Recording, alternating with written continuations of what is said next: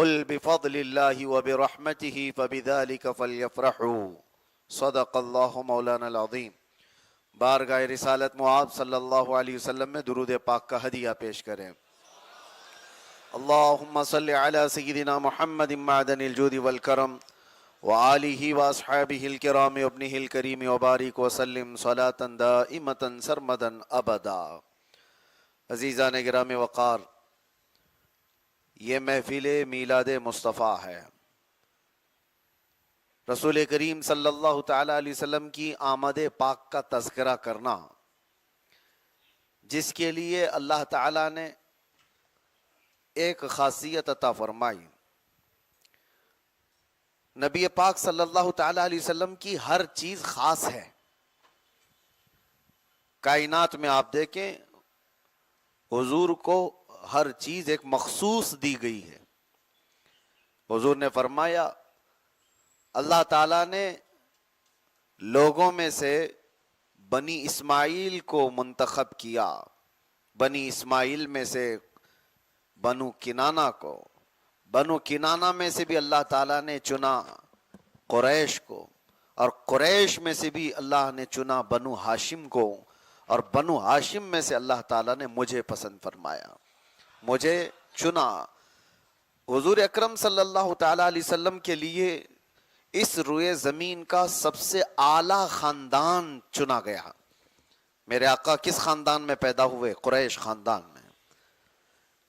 وہ قریشی نہیں جو آپ لوگ بولتے ہیں، یہاں تو قصاب کو اور گوشت کاٹنے والے کو بھی قریشی کہا جاتا ہے۔ قریش یہ خاندان ہے جن کو آج عربی میں قرشی بھی کہا جاتا ہے۔ حضور پاک صلی اللہ تعالی علیہ وسلم کو سب سے افضل خاندان میں پیدا کیا گیا، اور اس کے علاوہ اللہ تعالیٰ نے رسول کریم صلی اللہ علیہ وسلم کو پیدا کرنے کی جگہ بھی سب سے خاص منتخب فرمائی۔ وہ اس روئے زمین کی سب سے افضل جگہ مکہ مکرمہ کو اللہ تعالیٰ نے اپنے حبیب کے پیدا ہونے کے لیے پسند فرمایا۔ تو میں یہ کہنا چاہتا ہوں، حضور صلی اللہ علیہ وسلم کی ہر چیز خاص ہے۔ پیدا ہونے کا دن بھی خاص، پیدا ہونے کی جگہ بھی خاص، پیدا ہونے والے جس خاندان میں وہ خاندان بھی خاص۔ اس کے علاوہ روایات میں یہ ہے کہ اللہ تعالیٰ نے قیامت تک جو سب سے اچھے لوگ پیدا ہونے والے تھے، سب سے اچھے لوگ، ان سب کو چن کر کے اللہ نے رسول اللہ کا صحابی بنا دیا۔ صحابہ دنیا کے سب سے اچھے لوگوں میں سے ہیں، حضور کے ساتھی بھی سب سے مخصوص۔ میرے ان چند جملوں کے بعد اب آپ کا ذہن میں قریب کرتا ہوں۔ نبی پاک کے پیدائش کی جگہ خاص، نبی پاک صلی اللہ علیہ وسلم کا خاندان خاص، نبی پاک صلی اللہ علیہ وسلم کو دیے گئے ساتھی صحابہ بھی خاص۔ اسی سے اندازہ یہ ہوتا ہے کہ قیامت تک حضور کے تذکرے کرنے والی محفلیں بھی خاص ہوتی ہیں۔ ہر ایک کو یہ حصہ نہیں دیا گیا ہے۔ حضور کی میلاد منانے کی محفلیں بھی خاص ہیں، ہر ایک کو نہیں دی گئیں۔ یہی موسم ہے میرے عزیزو، جاؤ پہچانو، مسجدیں بھی پتہ چلتی ہیں، چہرے بھی پتہ چلتے ہیں۔ مخصوص نبی پاک صلی اللہ تعالی علیہ وسلم کا ذکر کرنے والی قوم کو بھی اللہ تعالیٰ نے چنا ہے، اور فخر کرو کہ اللہ نے اس قوم میں ہم کو چنا ہے۔ یہ قسمت ہمارے حصے میں آئی ہے کہ ہم حضور اکرم صلی اللہ تعالی علیہ وسلم کی آمد کا تذکرہ کرتے ہیں، چوں چرا کیے بغیر۔ اپنے گھر کے بچوں کی میلاد یا اپنے گھر کے بچوں کی پیدائش کے دن سے کے بجائے ہم نبی رحمت صلی اللہ علیہ وسلم کی آمد کے تذکرے زیادہ بیان کرتے ہیں۔ وجہ یہ ہے کہ سنیوں کا یہ ماننا ہے کہ ہمارے پاس جو کچھ بھی ہے وہ برکت رسول اللہ کی ہے۔ وہ جو نہ تھے تو اور وہ جو نہ ہوں تو، اب جب سب کچھ رسول اللہ صلی اللہ علیہ وسلم کی برکت سے ہمیں ملا ہے، تو میرے عزیزو، دنیا احسان فراموش ہو تو الگ بات ہے، لیکن جو احسان کو مانتے ہیں وہ اس احسان کے دن کو بھی یاد رکھتے ہیں۔ آج 15 اگست ہمارے ملک کی یوم آزادی کو ہم یاد رکھتے ہیں، انڈیپینڈنس ڈے ہے۔ پورے ملک میں ترنگے لہرائے جاتے ہیں، لوگ اپنی تیاریاں، مٹھائیاں، خوشیاں سب کا اظہار کرتے ہیں. کیوں؟ اس دن ایک خاص تحفہ ملا تھا اس ملک کو کہ غلامی سے آزادی آئی. لیکن میں پوچھتا ہوں، ملک کے آزاد ہو کر 80 سال ہو گئے، ابھی تک کیوں آزادی کی خوشی مناتے ہو؟ جن کو آزادی ملی تھی وہ تو چلے گئے دنیا سے، وہ باپ دادا تھے، ان کو آزادی ملی ہوگی، تم کو کس چیز کی آزادی ملی؟ نہیں، آپ یہ کہیں گے اگرچہ ہمارے باپ داداؤں کو آزادی ملی تھی لیکن اس ملک کو آزادی ملی، وہ ہمارے لیے ایک نعمت کا دن تھا، اس لیے ہم اس کا اظہار کرتے ہیں. اس پر تو وہ لوگ بھی سوال نہیں کرتے جو میلاد کے متعلق سوال کرتے ہیں. وہ بھی جھنڈے لگاتے ہیں برابر، کھڑے ہو کر کے جن گن بھی پڑھنا پڑتا ہے، سب کچھ کریں گے. دیش کی بات ہے، ہم بھی اس ملک سے محبت کرتے ہیں اور اس کی آزادی کے دن کو خوشی سے مناتے بھی ہیں. لیکن وہ کیسے کٹور دل والے لوگ ہیں جو حضور پاک صلی اللہ تعالی علیہ وسلم کی آمد کے دن کو اتنا بھی نہیں تسلیم کرتے کہ وہ کروڑوں لوگوں کی آزادی کا دن تھا، بلکہ پوری کائنات کو ظلم سے آزادی دلانے والے کا دن تھا. وہ رسول پاک صلی اللہ تعالی علیہ وسلم کی ولادت باسعادت سے مجھے بتاؤ، کیا کائنات میں ہر ظلم سے آزادی کا دن نہیں ہے؟ یہ آئی نئی حکومت، سکہ نیا چلے گا، عالم میں رنگ بدلا.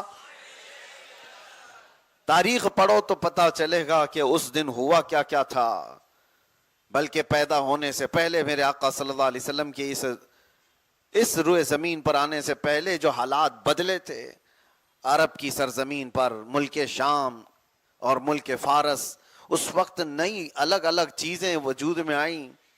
ایک دریا تھا جو سوکھ گیا، ایک دریا جو سوکھا ہوا تھا وہ جاری ہو گیا، جو ہمیشہ سوکھا رہتا تھا وہ جاری ہو گیا اچانک. یہی ربیع الاول شریف.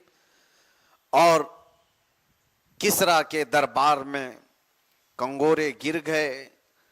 ایران کا آتش کدہ جو 1000 سال سے وہ لوگ آگ جلا رہے تھے، پوجا کرتے تھے، اگنی پوجا، کبھی آگ کو بجھنے نہیں دیتے تھے، اچانک ایک دن آگ بجھ گئی جو 1000 سال سے جلی ہوئی آگ تھی. اور فارس کا بادشاہ جس کو کسرا کہا جاتا تھا، اس کے محل میں اچانک دیوار میں دراڑ پڑ گئی، زلزلہ آ گیا، دیوار پھٹ گئی. جس بادشاہ کا یہ یقین تھا کہ 1,00,000 لوگ مل کر کے اس کے قلعے کو کچھ نہیں کر سکتے، اچانک اس کے قلعے میں شگاف، دیوار پھٹ گئی. یہ سارے معاملات کیوں ہوئے؟ اس وقت کے بڑے لوگوں نے کاہنوں کو بلایا، جوتشوں کو پوچھا کہ یہ عجیب و غریب معاملات کیوں پیش آ رہے ہیں. جوتشوں نے اپنی طرف سے تحقیق کر کے یا اپنے علم نجوم کے مطابق دیکھ کر کے بتایا کہ بادشاہ سلامت، اس روئے زمین پر کوئی ایک بچہ ایسا آیا ہے جس کی وجہ سے کائنات میں یہ تمام چیزیں بدل رہی ہیں. انہوں نے اس وقت بشارت دی تھی اور وہ دن تھا یہی ربیع الاول شریف کا. اب میں آپ کو ایک شعر کی طرف لے کر کے جاتا ہوں. حضور پاک صلی اللہ علیہ وسلم کی آمد ہوئی تو فارس میں کیا ہو گیا؟ زلزلے آ گئے. کیا ہوا تھا؟ زلزلے آئے اور قلعہ جو تھا اس کا بادشاہ کا وہ پھٹ گیا، دراڑ پڑ گئی.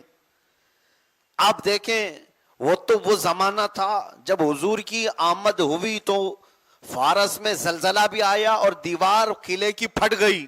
اور اعلیٰ حضرت اسی واقعے کو یاد کر کے سنیوں سے کہتے ہیں بھولنا مت اس واقعے کو، بھولنا مت اس واقعے کو. حضور کے آنے کے دن فارس میں زلزلے آئے تھے اور دیوار پھٹ گئی تھی. اب تم ہر بار حضور کی میلاد کی خوشی مناؤ تاکہ بار بار حضور کی نفرت رکھنے والوں کے قلعوں کے اندر زلزلہ آتا رہے. حشر تک ڈالیں گے ہم، ہاں اس شعر کا یہی مطلب ہے، حشر تک ڈالیں گے ہم پیدائش مولا کی دھوم. ارے مثل فارس نجد کے قلعے گراتے جائیں گے. فارس کے مثل، فارس میں تو قلعہ، اس میں تو دراڑ پڑ گئی تھی، اور اب ہم میلاد منائیں گے تو نجدی قلعوں کے اندر زلزلہ آ جائے گا. مثل فارس نجد کے قلعے گراتے جائیں گے، خاک ہو جائیں عدو جل کر مگر ہم تو رضا، دم میں جب تک دم ہے ذکر ان کا. آپ اپنے مشن پر جاری رہو. بس میلاد مصطفیٰ صلی اللہ تعالی علیہ وسلم کے لیے سچ بات میں بتاؤں, محبت کرنے والے کو دلیل کی ضرورت نہیں پیش آتی, اور سوال کرنے والے کو ہزار سوال کرنے کے بعد تشفی نہیں ہوتی. ایسا نہیں ہے کہ سوال کرنا غلط ہے. ہم کہتے ہیں کسی کو اگر کنفیوژن ہے تو سوال کر کے تسلی کر لے, لیکن اگر کوئی یہ سوچ کر کے ہی بیٹھا ہے کہ میں کسی صورت میں رات کو رات مانوں گا ہی نہیں, وہ یہ کہے گا نہیں رات نہیں ہے, مجھے تو اجالا دکھ رہا ہے, یا وہ کوئی یہ سوچ کر کے بیٹھ جائے دن کے وقت کہ دن ہے ہی نہیں, تو اسے کس طرح سے سمجھاؤ گے؟ ایسے کو سمجھانا خود اپنے آپ میں بیوقوفی ہے.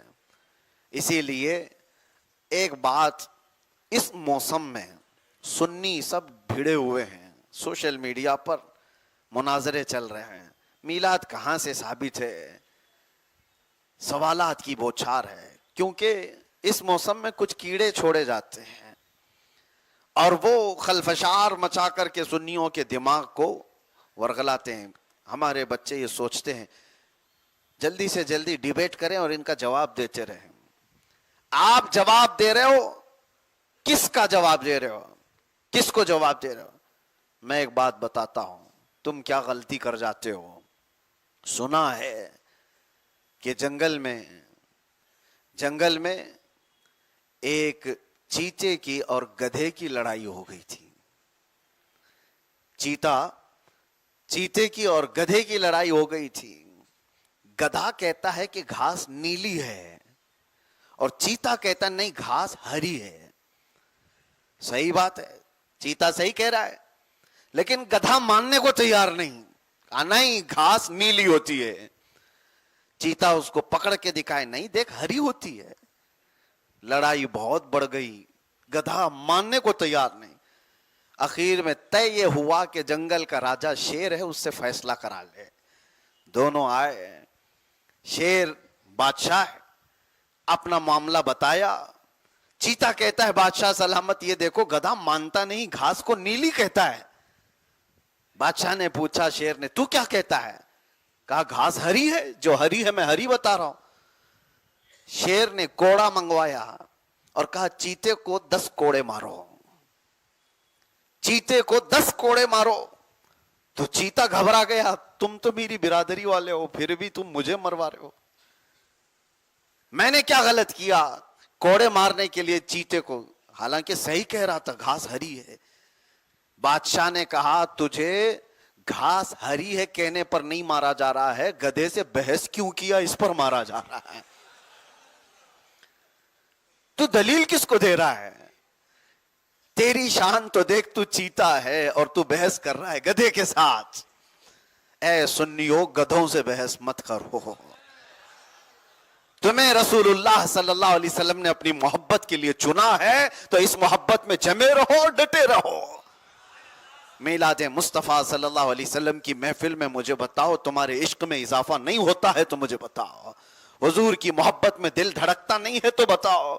کیا ان محفلوں میں آنے کے بعد, حضور کے تذکرے سننے کے بعد واہیات اور خرافات آتی ہیں دماغ میں؟ نہیں, بلکہ مجلس میلاد مصطفیٰ صلی اللہ علیہ وسلم میں آنے کے بعد کچا ہو تو وہ حضور کی محبت میں تڑپنا سیکھ جاتا ہے, وہ ڈھیلا ہو تو وہ پکا بن جاتا ہے. اسی لیے میرے عزیزوں ان محفلوں کو جو محبت کرنے والا ہے وہ سمجھتا ہے. دلائل کی روشنی میں دیکھا جائے تو ہمارے علماء نے سب کچھ بیان کیا ہے. یہ آپ کی ڈیوٹی نہیں ہے نکڑ پر گلی پر کھڑے ہو کر کے واٹس ایپ اور فیس بک پہ مناظرہ کرتے رہو. علماء کا کام ہے, علماء ذویل احترام کے حوالے کر دو, مفتیان کرام کے حوالے کر دو کہ یہ دلائل کی روشنی میں ان سے بات کیا جائے. یہ ایسی بات ہے کہ آپریشن کون کرتا ہے؟ ڈاکٹر کرتا ہے. آپریشن ڈاکٹر کرتا ہے, تھیٹر میں کرتا ہے. لیکن اگر کھیت میں کھڑے ہو کر 2 کسان لڑنے لگے کہ نہیں لیور کا آپریشن یہاں سے ہونا چاہیے, ہارٹ کا آپریشن یہاں سے ہونا چاہیے, تو دونوں کسان ہیں اور کھڑے ہو کر کے بحث کر رہے ہیں کہ آپریشن ایسا ہونا چاہیے, آپریشن ویسا ہونا چاہیے, تو تمہیں ہنسی نہیں آئے گی؟ تم یہ نہیں کہو گے تیرا کام ہے کدال پھاوڑے سے زمین کھود, بیج بود, آگ فصل اگا. جس کا کام ہے آپریشن کرنا وہ جانتا ہے کہاں سے کرنا ہے. دلائل علمی اعتبار سے عقلی اعتبار سے دینا یہ علماء اور مفتیان کرام کا کام ہے، نہ کہ واٹس اپ اور یہ فیس بک پر گھنٹوں بیٹھنے والے عام نوجوانوں کا کام ہے. ورنہ ہوگا یہ کہ یہ بھی کسان آپریشن کریں گے تو پھر پھاوڑے سے کرنا لگیں. اللہ تبارک و تعالی ہمارے بچوں کو عقل سلیم عطا فرمائے اور ان موسموں میں آنے والے خرافات اور واہیات اور پھیلے ہوئے کیڑوں سے اللہ ہماری حفاظت فرمائے. ہاں ہمارے پاس دوا ہے، جب کبھی زیادہ کیڑے آتے ہیں تو اسپرے کا استعمال کیا جاتا ہے، اور ہمارے پاس بریلی کا اسپرے موجود ہے. عشق مصطفیٰ صلی اللہ علیہ وسلم میں مسلسل اعلیٰ حضرت کی نعتیں پڑھو، پھر دیکھو یہ اسپرے کا کام کرتا ہے کہ نہیں کرتا ہے. نبی پاک صلی اللہ تعالیٰ علیہ وسلم کی محبت بھی بڑھتی ہے اور دشمن ویسی ہی دور بھی چلے جاتے ہیں. مجھے حیرت ہوئی ایک بات پر، میں آپ کو بتاؤں، میں ایک جلسے میں شرکت کے لیے حاضر تھا. اب تو بڑے بڑے جہاں جلسے دیکھیں تو وہ بھی گھسنے کی کوشش کرتے ہیں، جو زندگی بھر میلاد کو شرک اور بدعت کہہ رہے تھے.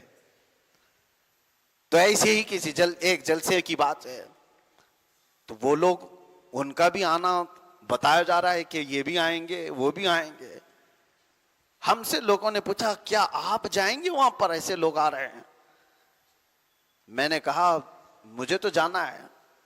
جانے کے بعد میں نے یہ کہا میاں سوال ان سے کرو کہ تم یہاں کیوں آئے، یہ ہمارا ممبر ہے. جہاں حضور پاک صلی اللہ علیہ وسلم کی میلاد کا ذکر کرنا ہے وہ تو ہمارا ممبر ہے. سوال ان سے کرو. پبلک کو دیکھا تو آ گئے، لوگوں کو بہلانے پھسلانے کے لیے آ گئے. ایک وقت آئے گا جب سنیت جاگ جائے گی تو ہر ایک کو حضور کی بات کرنی پڑے گی. انہیں اگر لوگوں کا ہی تصور اور خیال ہے تو دیکھنا حضور پاک صلی اللہ تعالی علیہ وسلم کی میلاد کی باتیں وہ بھی کرنے لگ جائیں گے. وقت آئے گا آپ تمامی حضرات جو شرعی طریقے سے میلاد مصطفیٰ صلی اللہ علیہ وسلم ہے وہ منائیں، نہ یہ کہ دھوم دھڑاکے گانے باجے ڈی جے اور اس میلاد کے دن خرافات واہیات پٹاخے، یہ ساری چیزیں جلوس میلاد مصطفیٰ صلی اللہ علیہ وسلم میں ہرگز زیب نہیں دیتے. نوجوانوں کو تو یہ چاہیے وہ اخلاق رسول میں ملبوس ہو کر کے ایسے نکلیں کہ دنیا دیکھ کر کے کہے 1400 سال بعد بھی غلامی کی گرمی ابھی بھی باقی ہے. غلامی کا اظہار کرنے کا ان کے پاس جذبہ آج بھی باقی ہے. وہ ایک دن تو ہے تم اظہار کرو کھل کر کے کہ میں نبی کا غلام ہوں. حضور کی سنتوں میں آؤ، نبی پاک صلی اللہ تعالی علیہ وسلم کے اخلاق کو عام کرو، ان کی حدیثوں کو عام کرو. جو کوئی تم سے ملے ملاقات کرے، چند حدیثوں کے پیغامات ٹرانسلیٹڈ ہی کیوں نہ ہو، عربی سے انگلش میں، کسی دوسری زبان میں، ہندی میں، مراٹھی میں، دوسروں تک پہنچاؤ اور بتاؤ کہ میرے نبی کے فرامین کیا تھے. اس لیے کہ میں نے دیکھا ہے آج کے دور میں بھی جو حضور پاک صلی اللہ علیہ وسلم پر انگلی اٹھا رہے ہیں ان کا قصور یہ ہے کہ انہوں نے حضور کو پڑھا نہیں، انہوں نے صرف آپ کو دیکھا ہے. وہ صرف تم سے نفرت کر رہے ہیں. مسلمانوں سے نفرت کرتے کرتے ان کو ایسا لگا کہ رسول اللہ صلی اللہ علیہ وسلم ایسے تھے، معاذ اللہ رب العالمین. وہ تمہارے اعمال کو انہوں نے دیکھا. اگر وہ حضور کو پڑھے ہوتے تو میرے عزیزوں وہی ہوتا جو تلوار لے کر کے آئے ہوئے عمر حضور کے قدموں میں اپنی گردن دینے کو تیار ہو گئے تھے. آج بھی وہی حالات ہوں گے. جنہوں نے نفرت صرف آپ کو دیکھ کر کے کیا ہے، جب وہ حضور کو پڑھیں گے تو وہ نفرت محبت میں بدل جائے.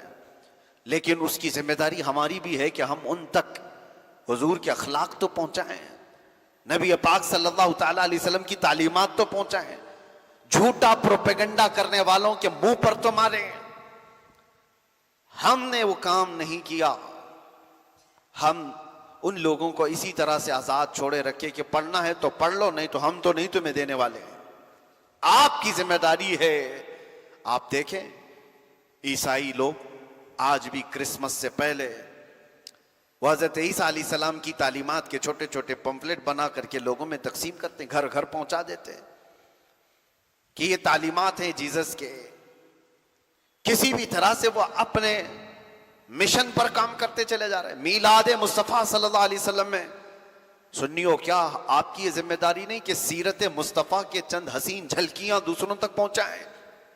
میرے آقا کے اخلاق یہ تھے، بچوں سے پیار ایسا تھا، عورتوں کے حقوق پر میرے آقا نے ایسے بات فرمائی، بوڑھوں کے لیے اس طرح سے اخلاق بتائے، تجارت کے اصول اور آداب، شادی شدہ زندگی، ازدواجی زندگی، آداب معاشرت، یہ میرے مصطفیٰ نے بتائے. ارے بات کرنے کا سلیقہ میرے مصطفیٰ نے دیا، چلنے پھرنے اٹھنے بیٹھنے سونے کا سلیقہ میرے آقا نے دیا ہے، کھانے پینے کے طریقے میرے آقا نے دیے، زندگی کا ہر باب میرے آقا نے کھول کر کے تمہارے سامنے بیان کیا ہے. کون سی ایسی چیز ہے جس کو تشنا چھوڑ دیا گیا ہے، پیاسا رکھا گیا ہے؟ ہر چیز کھل کر کے بیان کی گئی ہے. بس بات یہ ہے کہ امت مصطفیٰ صلی اللہ علیہ وسلم میں ان تمام پیغامات کو دوسروں تک پہنچا نہیں سکی، ہم نے نہیں پہنچایا ہے.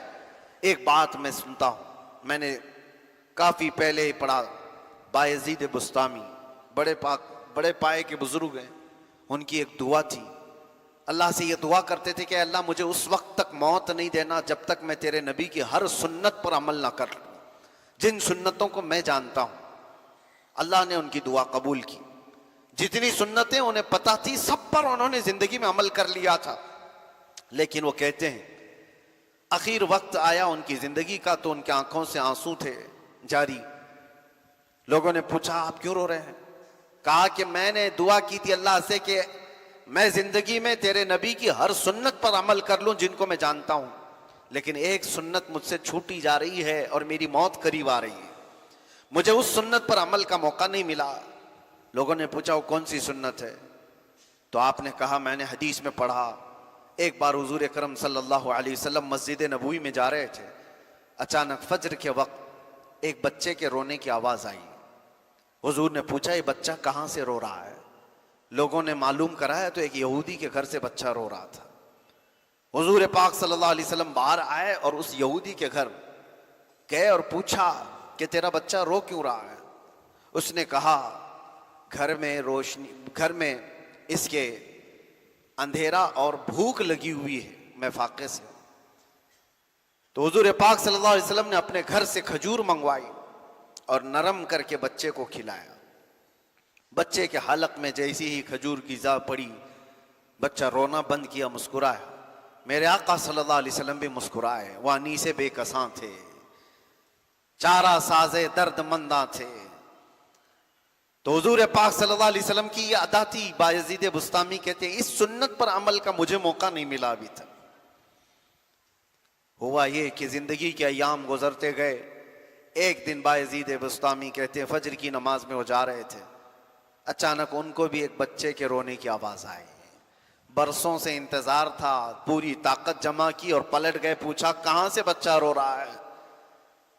لوگوں نے بتایا کہ فلاں گھر سے. جا کر کے دیکھا تو ایک عیسائی کا گھر تھا. پوچھا تیرا بچہ کیوں رو رہا ہے؟ کہا گھر میں اندھیرا ہے، روشنی نہیں ہے. تو آپ نے اپنے گھر سے چراغ منگوایا اور اس کے گھر میں روشنی کی، اور آپ نے بھی کھجور منگوائی اور بچے کو کھجور کھلایا. اس کا بچہ خاموش ہوا. وہ عیسائی پوچھتا ہے تم میرے گھر میں بچے کے رونے کی آواز سے کیوں اتنا بے قرار ہو؟ نہ تیرا اور میرا کوئی رشتہ ہے، ہمارا کوئی رشتہ نہیں، بچہ میرا رو رہا ہے، آپ کو کیوں بے قراری؟ بایزید بسطامی نے کہا ارے نادان، یہ میرا اپنا عمل نہیں، میرے نبی کی سنت پر عمل کرنے آیا ہوں، یہ میرے آقا کا عمل تھا. وہ عیسائی کہتا ہے اتنے صدیوں کے بعد غلاموں کے جب عمل کا یہ حال ہے تو پھر آقا کا حال کیا ہوگا؟ اس نبی رحمت صلی اللہ علیہ وسلم کی محبت کیسی ہوگی؟ بس یہ سنت پر عمل کا جذبہ تھا بایزید بسطامی کا، کہ جس کا بچہ رو رہا تھا اس کا بچہ چپ تو ہوا ہی، لیکن بچے کا باپ اسلام میں بھی داخل ہو گیا. عزیزان گرامی، حضور پاک صلی اللہ علیہ وسلم کے اخلاق اگر دوسروں تک پہنچائے ہوتے تو یہ انقلاب تو آتا. ایسا نہیں ہے کہ سب کٹھور دل ہیں، لوگوں کا دماغ بنایا گیا پروپیگنڈے کی ذریعے سے. ان کے دلوں میں کچھ شریر قسم کے فتین لوگوں نے نفرت ڈالی ہے. لیکن اگر اس نفرت کو ختم کرنا ہو تو آپ کو بھی تو محنت کرنی چاہیے.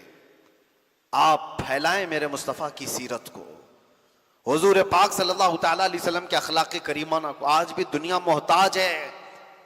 دنیا کو یہ بتاؤ سب سے اعلیٰ اخلاق اس دنیا کو کس نے دیے ہیں؟ انگریزوں نے اس کا اعتراف کیا ہے, انگریزوں نے اس کو قبول کیا ہے کہ اس روئے زمین پر سب سے اعلیٰ اخلاق سب سے پہلے دینے والے محمد الرسول اللہ صلی اللہ تعالیٰ علیہ وسلم. دنیا آج اتنی ترقی پر آ گئی کہ ان تعلیمات کو چھپایا گیا اور اپنے نام سے پرچار کرنے لگ گئے کہ ہم ہیں لوگوں کو اخلاق سکھانے والے ہیں. یہ کیا اخلاق سکھاتی ہیں؟ جن کو پیشاب کا سلیقہ نہیں معلوم وہ اخلاق کیا سکھائیں؟ انہیں دنیا داری صرف اور صرف دولت اور سیاست اور تمکنت چاہیے. اخلاق تو میرے مصطفیٰ کے تھے, صحابہ کے تھے. آج میلاد مصطفیٰ صلی اللہ تعالیٰ علیہ وسلم میں آپ کی یہ ذمہ داری ہے کہ خود کو بھی ان اخلاق میں ڈھالو اور دوسروں تک ان اخلاق کا پیغام پہنچانے کی کوشش کرو. تمہارے عمل دوسروں تک پہنچا سکتے ہیں. بہرحال حضور پاک صلی اللہ تعالیٰ علیہ وسلم کے اس میلاد کے آنے سے پہلے آپ کو کثرت سے ایک اور عمل کرنا چاہیے. کون سا ایسا عمل ہے جو حضور کی محبت کو بہت تیزی سے بڑھاتا ہے؟ امام غزالی سے پوچھا گیا حضور پاک صلی اللہ علیہ وسلم کی محبت میں اپنے آپ کو بڑھانا ہے تو کیا کرنا چاہیے؟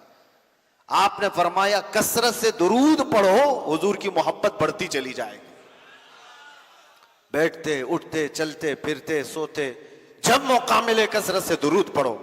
اس لیے کہ دنیا میں جو جس کا نام بار بار لیتا ہے اس کے دل میں اس کی محبت بڑھتی چلی جاتی ہے, بڑھتی چلی جاتی ہے. اسی لیے ہم نے اعلان بھی کیا, ہر سال ہمارا یہ مشن بھی ہے کہ ہم 1200 کروڑ مرتبہ درود 12ویں سے پہلے پڑھنے کا اعلان کرتے ہیں.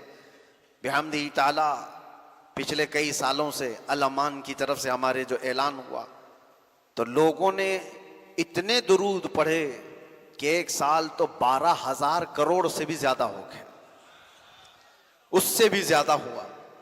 آپ سے بھی میں کہتا ہوں کہ 12ویں شریف آنے والی ہے, کثرت سے درود پڑھیں. اور ہم نے جو اعلان کیا وہ پیج موجود ہے, اس میں اپنا اندراج کروائیں. انشاءاللہ العزیز کل ہی آپ کا یہ فقیر مدینہ طیبہ حاضر ہوگا انشاءاللہ. انشاءاللہ کل میں سفر پر جاؤں گا اور جتنے لوگوں نے درود پاک پڑھا ہے وہ نذرانہ حضور کی بارگاہ میں ہم بنفس نفیس پیش کرنے کی سعادت حاصل کریں گے انشاءاللہ. کثرت سے درود پڑھو. ہاں ایک بات یہ بھی یہاں پر میں آپ کو بتا دوں, کچھ لوگ جہالت کی حد ہو گئی. آپ کو لگے گا لطیفہ سنا رہے ہیں. 2 سال پہلے جن لوگوں نے مجھے اریسٹ کیا تھا بڑے دھوم دھام سے لے کر کے گئے تھے اور بڑے بڑے ادھیکاری ہیں, آپ کی آنکھیں پھٹی رہ جائیں گی میں بتاؤں تو. انویسٹیگیشن چل رہا ہے, سب طرح سے ڈھونڈ کر نکالا گیا ہے کہاں سے کیا کیا ہے, تقریریں سب جمع ہیں, کلپیں سب جمع ہیں, کیا کیا بول کے آیا سب چیزیں. لیکن فوکس اس بات پر تھا کہ پیسہ کتنا جمع کیا ہے اس نے. سارے اکاؤنٹ چھان مارو, میرے آس پاس رشتہ دار سب کے اکاؤنٹ چھان مارو, باہر سے کوئی فنڈنگ تو نہیں آتی. بحمدہ تعالی ہمارے اکاؤنٹ میں 5 روپے بھی باہر کا کسی کا آیا ہوا نہیں ہے, ہمارے پاس کوئی ایسی چیز نہیں. لیکن ایک بڑے آفیسر کو ایک بہت بڑی چیز مل گئی ہمارے موبائل سے. موبائل ان کے پاس تھا, توجہ سے سنیں. اور اس میں گروپس بنے ہوتے ہیں واٹس ایپ کے, ٹیلی گرام کا بھی گروپ تھا. وہ صاحب پکڑ کر کے لے آئے کہ آپ کی ایک چیز ملی ہے. کہا یہ جو آپ نے اناؤنس کیا ہوا ہے یہ 1200 کروڑ یہ کہاں ہے بتاؤ.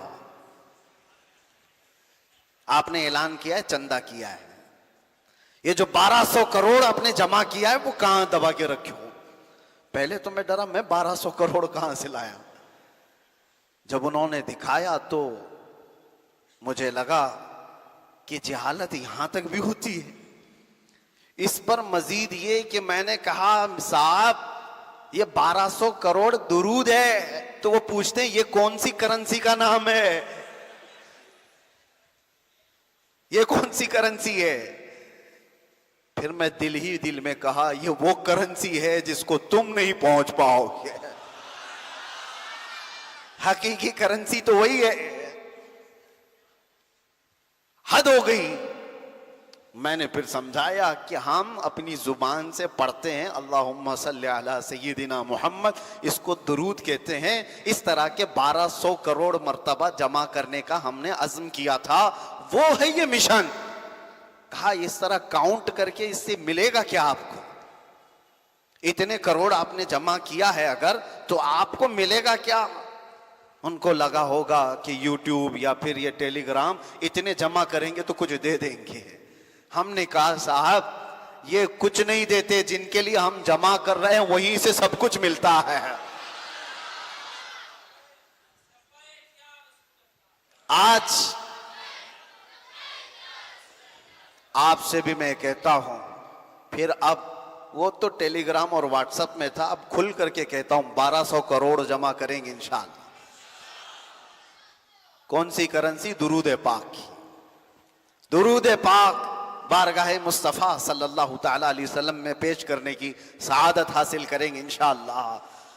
اور فرمایا گیا جو کثرت سے درود پڑھتا ہے اس کی زبان میں اثر پیدا کیا جاتا ہے، جو کثرت سے درود پڑھتا ہے اس کے چہرے پر وقار پیدا کیا جاتا ہے، اس کی عزت کو بڑھایا جاتا ہے، لوگوں میں اس کا مقام بلند ہو جاتا ہے۔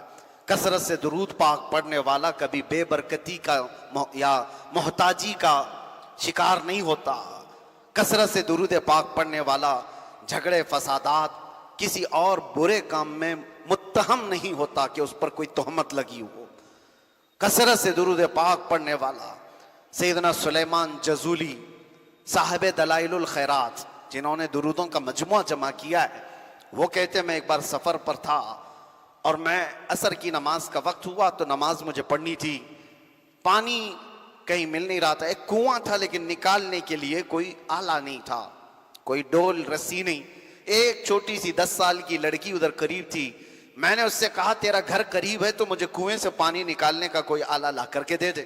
وہ لڑکی کہتی ہے کس لیے؟ آپ کو نماز پڑھنا ہے؟ کہا ہاں، عصر کا وقت جا رہا ہے، مجھے وضو کرنا ہے، نماز پڑھنا ہے۔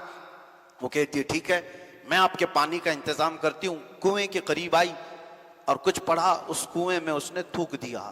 جیسے ہی اس کا تھوک گرا کنویں کا پانی جوش مارتا ہوا اوپر آ گیا۔ سلیمان جزولی کہتے میں نے وضو کر لیا، اس لڑکی کی یہ کرامت دیکھی، میں نے اس سے کہا نماز پڑھ لینے دے، مجھے تجھ سے کچھ بات کرنی ہے۔ نماز پڑھنے کے بعد وہ واسطہ دیتے ہوئے کہتے اللہ کا واسطہ بتا بچی کیا تو نے وظیفہ کیا؟ کون سا وظیفہ کیا جس سے پانی اس طرح سے جوش مارتا ہوا اوپر آیا؟ وہ لڑکی مسکراتی ہوئی کہتی ہے میں کوئی بڑا وظیفہ نہیں کرتی، بس یہ ہے کہ میرے باپ نے مجھے حلال کھلایا ہے اور میں اپنی زبان سے جھوٹ کبھی نہیں بولتی اور کثرت سے درود پاک کا ورد کیا کرتی ہوں، اس کے علاوہ کوئی وظیفہ اور نہیں، کثرت سے درود پاک کا ورد کیا کرتی ہوں۔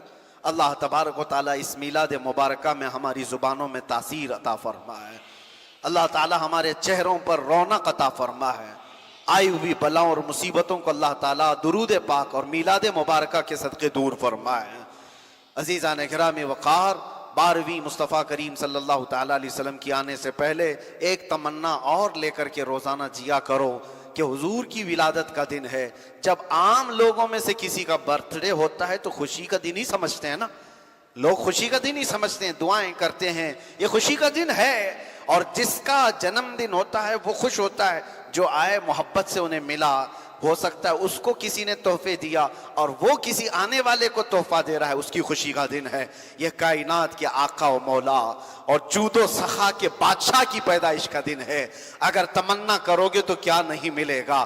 واہ کیا جود و کرم ہے شہ بطحا تیرا، نہیں سنتا ہی نہیں مانگنے والا تیرا۔ ہم تو یہ کہتے ہیں یا رسول اللہ صلی اللہ تعالیٰ علیہ وسلم تیرے ٹکڑوں پہ پلیں غیر کی ٹھوکر پہ نہ ڈال، چھڑکیاں کھائیں کہاں چھوڑ کے صدقہ تیرا، ہمارے بزرگوں نے ہمیں بتایا اس دربار کی شان یہ ہے، مانگیں گے مانگے جائیں گے، منہ مانگی پائیں گے۔ سرکار میں نہ لا ہے نہ حاجت اگر کی ہے، کون دیتا ہے دینے کو منہ چاہیے، دینے والا ہے سچا ہمارا نبی۔ بارگاہ مصطفیٰ کی جب یہ شان ہے، اے سنیو تم یہ کہتے ہو ہر چیز اس دربار سے ملتی ہے، میرے کریم سے اگر قطرہ کسی نے مانگا، دریا بہا دیے ہیں، دربے بہا دیے ہیں، جب وہاں سے سب عطا کیا جاتا ہے تو مانگتے کیوں نہیں ہو؟ مانگو ایک بار، اور مانگنے سے کیا مانگنا چاہیے پہلے یہ بھی تو دیکھ لو۔ اعلیٰ حضرت نے بھی یہ فرمایا، سرکار ہم کمینوں کے اخلاق پر نہ جائیں، آقا حضور اپنے کرم پر نظر کریں۔ سرکار ہم کمینوں میں طرز ادب کہاں، ہم کو تو بس تمیز یہی بھیک بھر کی ہے، ہم کو تو صرف بھیک مانگنا آتا ہے، اور آپ کی شان عطا کرنا ہے، عطا کرنا ہے۔ اب مانگو تو کیا مانگو؟ لوگوں نے بچے مانگے، بزنس مانگے، تجارت مانگی، اولاد، اپنے بھائی بہن، گھروں کی بیماریوں کی صحت و عافیت، شفا، بہت کچھ مانگا ہوگا، لیکن ایک عاشق رسول جب مانگتا ہے اسے 12ویں شریف میں کم از کم یہ مانگنا چاہیے، یا رسول اللہ سنا ہے آپ ہر عاشق کے گھر تشریف لاتے ہیں، سنا ہے آپ ہر عاشق کے گھر تشریف لاتے ہیں، میرے گھر میں بھی ہو جائے چراغا۔ پریکٹیکل کیے ہوئے لوگ موجود ہیں میرے عزیزو، حضور کی میلاد کے آنے سے پہلے جنہوں نے حضور سے محبت سے یہ مانگا تھا کہ آقا سنا ہے آپ ہر عاشق کے گھر تشریف لاتے ہیں، میں نکما سہی، میں بد اخلاق سہی، میں گنہگار سہی، لیکن بد ہیں تو آپ کے، بھلے ہیں تو آپ کے، ٹکڑوں پہ یہی کہ پلے ہیں، رخ کدھر کریں، تم سے جو منہ چھپائیں تو کریں کس کے سامنے؟ یا رسول اللہ تم سے جو منہ چھپائیں تو کریں کس کے سامنے؟ کیا اور کسی سے توقع نظر کی ہے؟ کون ہے جس کے دربار میں گنہگار بھی چھپتا ہے؟ آقا وہ صرف آپ کا دربار ہے، وہ صرف آپ کا دامن ہے، ڈھونڈا ہی کریں صدر قیامت کے سپاہی، وہ کس کو ملے جو تیرے دامن میں چھپا ہو۔ آتا ہے فقیروں پہ انہیں پیار کچھ ایسا، خود بھیک دیں اور خود کہیں منگتے کا بھلا ہو۔ منگتا تو ہے منگتا کوئی شاہوں میں دکھا دو، جس کو میرے سرکار سے ٹکڑا نہ ملا ہو، ہر کوئی وہاں سے پایا ہوا ہے۔ اے سنیو اب یہ موسم ہے مانگنے کا، اور مانگو تو حضور کی بارگاہ میں یہ مانگو، میرے آقا آؤ کہ مدت ہوئی ہے، میرے آقا آؤ کہ مدت ہوئی ہے، تیری راہ میں آنکھیاں بچھاتے بچھاتے، تیری یادوں میں، تیری حسرتوں میں بڑے دن ہو گئے گھر کو سجاتے سجاتے۔ اب ان لوگوں کو جواب دینا جو تمہاری لائٹنگ سے بھی پریشان ہے، تمہارے جھنڈوں سے بھی پریشان ہیں، تمہارے ان قمقموں سے بھی پریشان ہیں، وہ یہ پوچھتے پوچھتے تھک گئے بیچارے، یہ جھنڈے کیوں لگا رہے ہو، یہ لائٹنگ کیوں کر رہے ہو؟ انہیں نہیں معلوم کہ ہر بندہ کسی کی آمد کے انتظار میں گھر کو سجاتا ہے۔ تمہیں کیا پتا، تم تو رسول کو مردہ مانتے ہو، ہمارا عقیدہ ہے تو زندہ ہے واللہ، تو زندہ ہے واللہ، تیری میری چشم عالم سے چھپ جانے والے میرے آقا آج بھی اپنی قبر انور میں زندہ ہیں۔ اور ہم سنی تو یہ مانتے ہیں وہ آئیں گے آتے ہوں گے، ابھی آئیں گے، وہ آئیں گے آتے ہوں گے، ابھی آئیں گے، یہی سوچ کے ہم نے محفل کو سجا رکھا ہے۔ ہوا کا موسم بتا رہا ہے، وہ زلف اپنی لہرا رہے ہیں، سواری طیبہ سے چل پڑی ہے، حضور تشریف لا رہے ہیں۔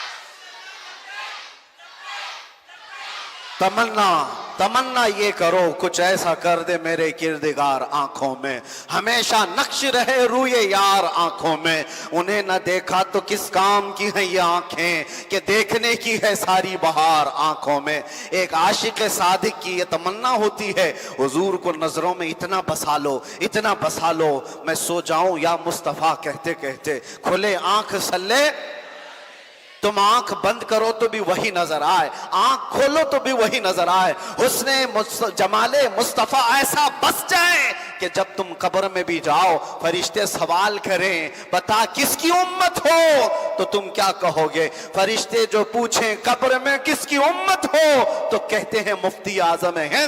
میں فرشتوں سے کہوں گا لو دیکھ لو ہے تصویر یار آنکھوں میں، لو دیکھ لو تصویر یار آنکھوں میں، جس کی تصویر ہم نے آنکھوں میں ہمیشہ کے لیے بسا رکھا ہے، ان کے بارے میں تم مجھ سے پوچھ رہے ہو۔ اب تو پائے ناز سے فرشتوں کیوں اٹھو، ارے مر کے پہنچا ہوں یہاں اس دلربا کے واسطے، میں مرا بھی ہوں اس دلربا کے واسطے۔ سنا ہے کہ میرے آقا قبر میں تشریف لاتے ہیں، تو میں مر گیا تاکہ میرے آقا تو تشریف لائیں۔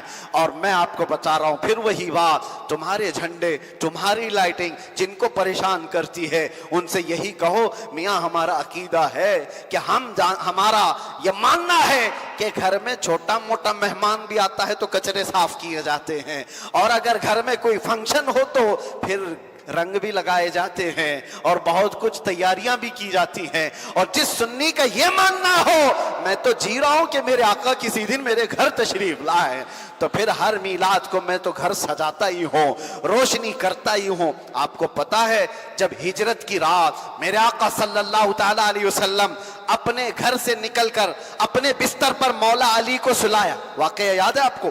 مکہ کے مشرکین حضور کا قتل کرنے آئے تھے اور گھر کے باہر کھڑے تھے تلواریں لے کر، اسی وقت اللہ کا حکم آیا، میرے آقا اپنے گھر سے نکلے، حضرت علی کو بستر پر سلایا اور نکل کر سیدھے ان کافروں کی نظروں کے سامنے سے نکلے، کسی کو نظر نہیں آئے میرے آقا، اور گئے کہاں پورا واقعہ نہیں بتا رہا ہوں، حضرت ابوبکر صدیق کے گھر گئے، حضرت ابوبکر صدیق کے گھر گئے، رات کا وقت ہے، جیسے ہی گھر میں گئے تو گھر کا دروازہ کھلا ہوا تھا، سیدھے اندر داخل ہوئے، میرے آقا ابوبکر صدیق بیٹھے جیسے کسی کا انتظار کر رہے ہیں، جیسے ہی حضور تشریف لائے ابوبکر صدیق اچانک کھڑے ہوئے، کہا یا رسول اللہ کیا ہجرت کا حکم آ گیا، کیا آپ کے ساتھ جانے کا حکم آ گیا؟ میرے آقا صلی اللہ علیہ وسلم فرماتے ہیں حکم مجھے آیا، تمہیں بے قراری اتنی کیسے؟ تم اپنے گھر کا دروازہ بند کیے بغیر رات کو اس طرح بیٹھتے ہو؟ حضرت ابوبکر عرض کرتے ہیں آقا ایک بار آپ نے مجھ سے کہا تھا اللہ تعالیٰ ایک رات مجھے ہجرت کا حکم دے گا، میں نے پوچھا یا رسول اللہ کیا آپ اپنا وطن چھوڑ کر چلے جائیں گے؟ تو آپ نے فرمایا تھا ابوبکر اکیلا نہیں جاؤں گا، تم کو ساتھ لے کر کے جاؤں گا۔ آقا جس دن آپ نے یہ کہا تھا اس دن سے میں نے گھر کا دروازہ بند ہی نہیں کیا، وہ آئیں گے آتے ہوں گے، وہ آئیں گے آتے ہوں گے، ابھی آئیں گے، یہی سوچ کے ہم نے محفل کو سجا رکھا ہے۔ یہ صدیق اکبر کی ادا تھی میرے عزیزوں، یہی میں کہتا ہوں اپنے گھروں کو سجاؤ اور اپنے آپ کو اتنا تیار رکھو اس احساس کے ساتھ کہ میرے آقا آئیں گے، ضرور آئیں گے۔ اس لیے کہ ایک اور بھی بات میں بتاؤں، وہ وہاں آتے ہیں جہاں دل ٹوٹ جاتے ہیں، وہ وہاں آتے ہیں جہاں امیدوں کا باندھ ٹوٹ جاتا ہے، جہاں لوگ لا علاج محسوس کرتے ہیں وہاں آتے ہیں۔ شرف الدین بوسیری جن کو لقوہ مار گیا تھا، فالج ہو گیا تھا، ہاتھ پیر اٹھتے نہیں تھے، بستر پر پڑے پڑے رہ گئے، حکیموں نے کہا اس مرض میں موت ہو جائے گی، تب پکارا تو میرے آقا کو امن تذکر جیران بذی سلمی مزجت دمعا جرام مقلت بدمی محمد سید الکونین والثقلین والفریقین من عرب ومن عجم هو الحبیب الذی ترجا شفاعته لكل حول من الاحوال مقتحم یا اکرم الخلق مالی من الود به سواک عند حلول الحادث العمم ولن يضيق رسول الله جاهك بي اذا الكريم تجلى باسم منتقم فان من جودك الدنيا وضرتها ومن علومك علم اللوح والقلم يا ربي بالمصطفى بلغ مقاصدنا واغفر لنا ما مضى يا واسع الكرم۔ 170 اشعار کا لکھا ہوا یہ قصیدہ تھا، حضور کی محبت میں لکھے جا رہے تھے، حضور کی محبت میں پڑھے جا رہے تھے۔ دنیا نے لا علاج کہا تھا، لقوہ مارا ہے، پیرالائز ہو چکے ہو، ادھر آنکھ بند ہوئی مدینے کے تاجدار تشریف لا ہے، کہا شرف الدین جو تم نے لکھا وہ ہمیں بھی تو سناؤ، شرف الدین وہ ہمیں بھی سناؤ جو قصیدہ تم نے لکھا۔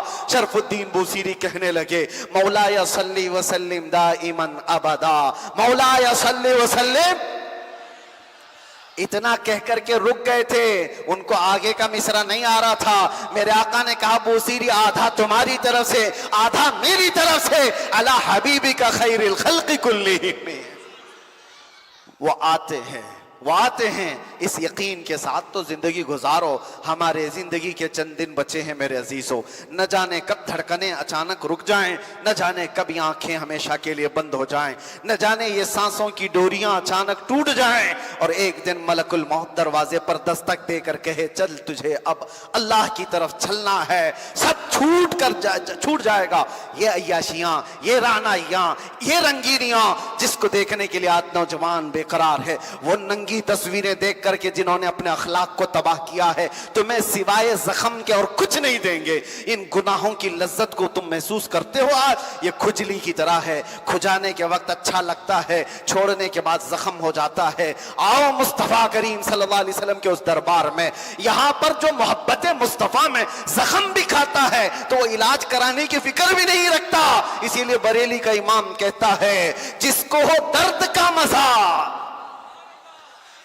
جان ہے عشق مصطفیٰ روز فزوں کرے خدا, جس کو ہو درد کا مزہ ناز دوا اٹھائے کیوں, پھر کے گلی گلی تباہ ٹھوکریں سب کی کھائے کیوں, دل کو جو عقل دے خدا تیری گلی سے جائے کیوں. وہ حسین چہرہ ایک بار نظر آ جائے جس کو دیکھنے کے بعد جنت کو دیکھنے کی تمنا ہی لوگ ختم کر دیں. صحابہ اکرام کہتے ہیں حضور کو جو دیکھتا تھا وہ پلکیں جھپکانا بھول جاتا تھا, حضور سے جو مصافحہ کرتا تھا وہ اپنا ہاتھ کھینچنا بھول جاتا تھا, حضور پاک کے بغل میں جو بیٹھتا تھا وہ خوشبوؤں سے ایسا معطر ہو جاتا تھا کہ اسے دنیا کی کوئی خوشبو عزیز نہیں لگتی. واللہ جو مل جائے میرے گل کا پسینہ, مانگے نہ کبھی عطر نہ پھر چاہے دلہن پھول. مدینے کی دن دلہنوں کو حضور کا پسینہ لگایا گیا تھا خوشبو میں. روایتیں بتاتی ہیں ان کی 7ویں نسل تک وہ خوشبو آیا کرتی تھی, اولاد میں بھی خوشبوئیں آیا کرتی تھی.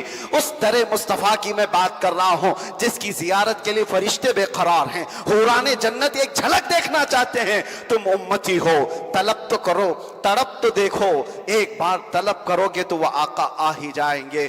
اخیر میں صرف میں اتنی ہی دعا کرتا ہوں میرے آقا کی بارگاہ میں, یہ میلاد مصطفیٰ آنے سے پہلے ابی و امی فداک یا رسول اللہ, روحی و جسمی فداک یا رسول اللہ, دمی و شعری فداک یا رسول اللہ, دنیا و اخرى فداک یا رسول اللہ.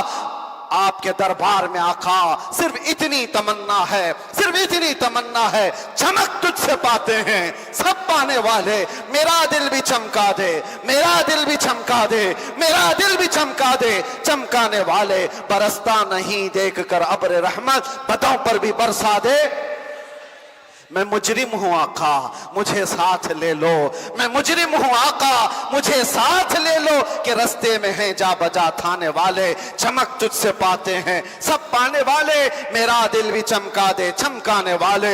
لبیک یا رسول اللہ.